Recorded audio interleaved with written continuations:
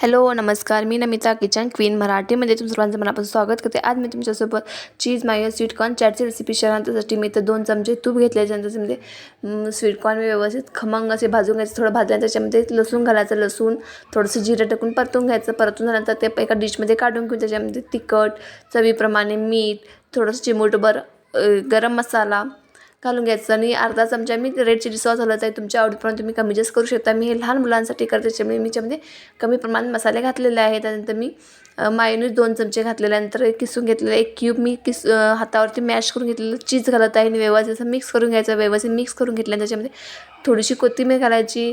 मस्त अशी आपलं चाट बनवून तयार होतं आहे। तुमच्या आवडीप्रमाणे तुम्ही कमी जास्त करू शकता आणि मी हे माझ्या परीने मी याचं नाव ठेवलेलं आहे। तुम्हाला जर नाव माहीत असेल तर तुम्ही नक्की मला नाव कमेंटमध्ये सांगा ह्या रेसिपीचं।